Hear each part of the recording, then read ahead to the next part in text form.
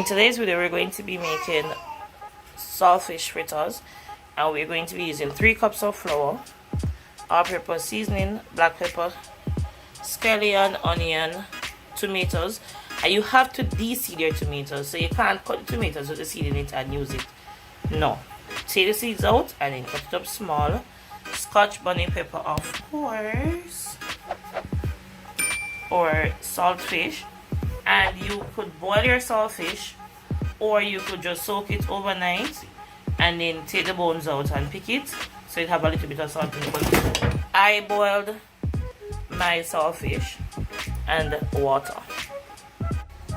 Alright, so we're going to start with our flour, and then we're going to add our seasoning. No particular order, just add the stuff. So we'll add our scallion, finely diced. We're adding chopped onions, or tomatoes, Scotch Bonnet, the saltfish, of course, because it's called saltfish fritters, and you can't really have saltfish fritters. Even I've been to places where you get saltfish fritters and you don't really see any saltfish, so we're adding a little bit of all-purpose seasoning. We're going to add some black pepper, not a lot, so not all of it. Yeah, I was saying, I've been to places where I get saltfish fritters and I can't identify a saltfish in it, but it is that.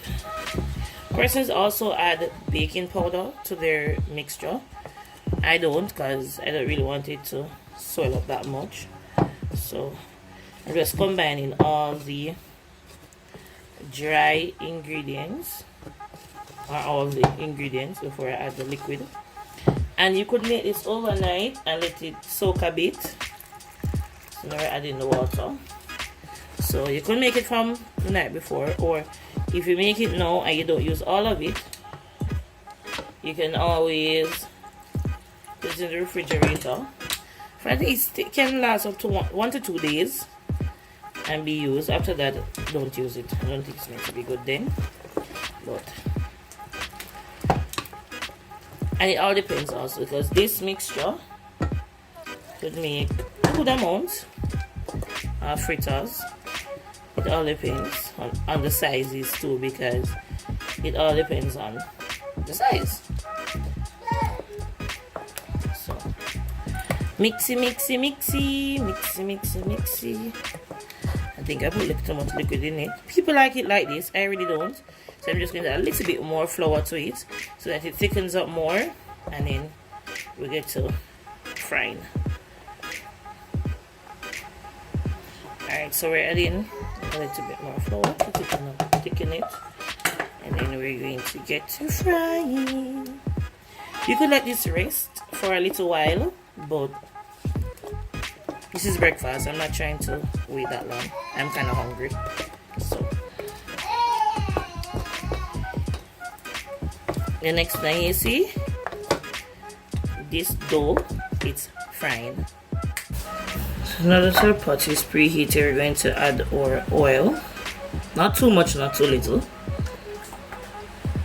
And then we're going to let our oil get hot before we start adding our fritters batter. Alright, so now that our oil is hot, we're going to add our mixture. And so you could make it extra thin, that's how Mama likes it, or you could make it a little body. So two of them kind of look extra thin, but when it's I like it thinner too, because it gives it a more crisp per taste or texture or feel, and it, but like things are crunchy, so no matter, as long as it's crunchy, then I'm good.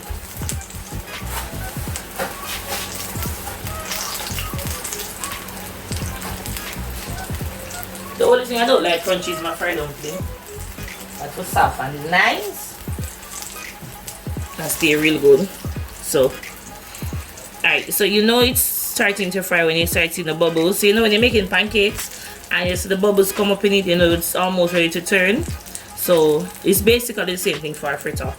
It is the bubbles, so you know it's cooking. So you could just say you make it fry for 1.5 minutes on each side, or you make it fry until it cooks. Basically, certain things I can't judge. Cause if me get to, let's say, alright, fry for 1.5 minutes, and then you go do it now for 3 minutes, and when you're done, it kind of raw inside. You're going cuss and say it's cooking with Z. Tell you that. So fry it on each side until you know it's cooked through, so that it is properly done. So because the oil was very hot, it's cooking it faster. So Jesus, holy fuck, excitement in the kitchen. Oil a fly and everything.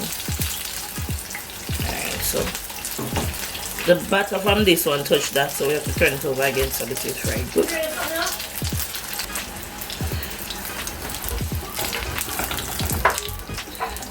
Sticking together all these things. So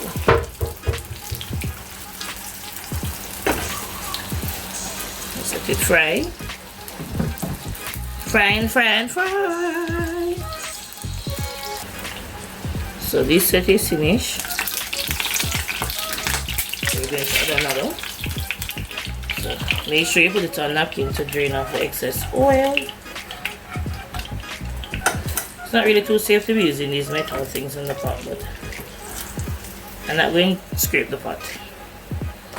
Alright, so we're going to be making about 6 out of the butter. It doesn't mean the butter is going to be finished. It doesn't mean the butter is... Alright, so as I was saying, we're going to be making 6. Just 6 because it's only 2 people eating. And we're not going to eat too much, so that doesn't mean the butter is going to be finished. I'm going to put the excess amount in a container, in a mason jar, and put it in the refrigerator and use it probably tomorrow or the other day. Alright, so we're going to let it fry, and as I said before, the bubbles in it tells you that it's frying and it's almost ready to turn. So I made 2 already. When I make 7, because I'm going to eat 1 before I actually eat the complete meal.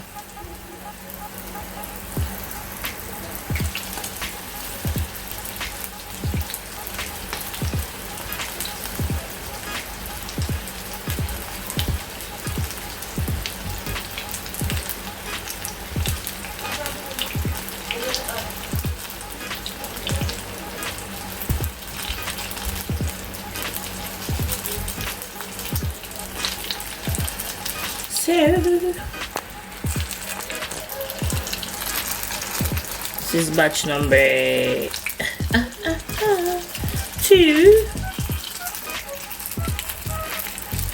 And Saltfish Fritters is good for breakfast. It is also good for finger food menu.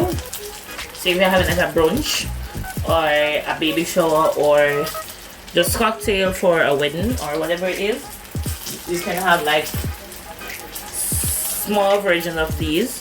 And we also call it Stamp and Go, so that's the fancy name. Anyways, so that's a fancy name for it, Stamp and Go. So just like how you have turned cornmeal and they call it polenta. Yes, everything of them look cute and fancy name. These are the fritters that try to come into the pot. Fritters ready.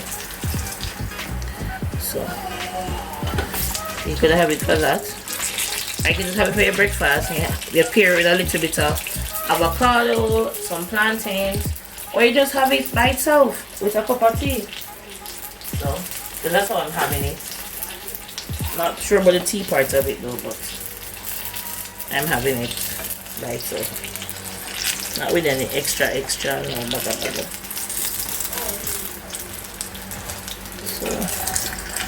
We're going to do our last 3. We're going to let all 3 hold in the pot. So we're going to try to make them extremely small.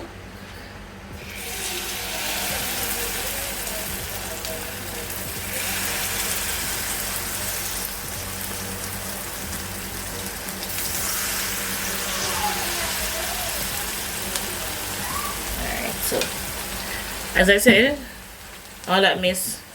If you're cooking and you don't have mess, are you really cooking? Are you really? But always make sure you clean up right after so that it doesn't cause more problems than you need. So I'm now going to put the extra batter in a mason jar and put it in the refrigerator to be reused another day.